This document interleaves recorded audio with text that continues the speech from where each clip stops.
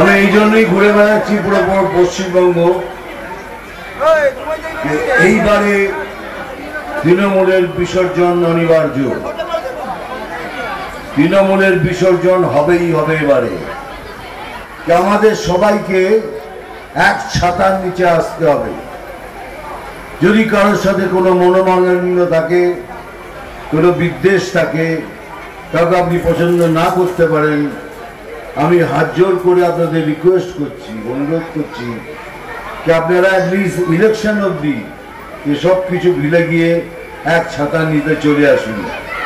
আমরা যদি একসাথে লড়ি, তাহলে আমরা জিতবো, আর নিশ্চয়ই জিতব। দ্বিতীয়ত, মার খেয়ে বাড়ি আসবেন না, মার খেয়ে বাড়ি আসবেন না।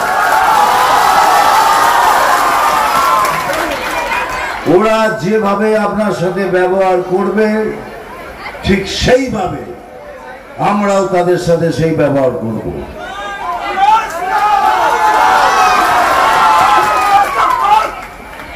কেননা প্রতিরোধ তো হয়, প্রতিরোধ করতে গেলে ওরাও প্রতিরোধ করবে, করুক। এতদিন ধরে তো আমরাই মার খেয়ে এলাম, এবার দেবার পালা।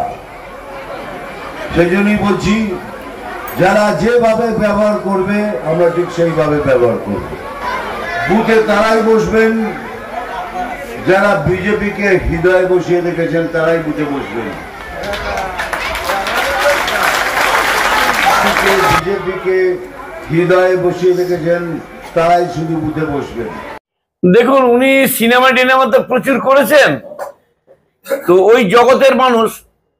আমরা রাজনীতি করালু, আমরা মেপে জুপে মানুষের সম্মান দিয়ে সত্য কথাটা বলার চেষ্টা করব। আমরা মমতাদির দল করি। তো উনি ডায়লগ দিয়েছেন এমন ধরনের, সে ডায়লগ সত্যি করে ওনার কাজে লাগবে না। উনি তো লোকসভা ভোটে প্রচুর পরিশ্রম করেছিলেন, শেষে রেজাল্ট কি হলো? নীল। আর মমতা ব্যানার্জি যে ধরনের স্কিমগুলো ধরেছেন পাবলিকের স্বার্থে, পাবলিক চাইছে কাজ। ওই ডায়াসের ডায়লগ আর দেখতে আসা লোকের সংখ্যা কমে গেছে। আর উনি ব্যক্তিগত পরিবারের ব্যাপারে বাঁচানোর জন্য বিজেপিতে যোগদান করেছেন। শুনলেন, পার্টি করতে আসেননি, দেশের কথা ভাবেননি, নিজের পরিবারকে বাঁচানোর জন্য উনি কিন্তু রাজনীতিতে এসেছেন। কারণ উনি এমপি ছিলেন, যদি রাজনীতি করতেন তাহলে মমতাদির সঙ্গেই থাকতেন। দেখলেন আমি এমন জায়গায় পড়ে গেছি, কেন্দ্রীয় সরকার ছাড়া আমার কেউ বাঁচাতে পারবে না, সেইখানে হাতে পায়ে ধরে বিজেপি করছেন একটা অভিনেতা নাম করা।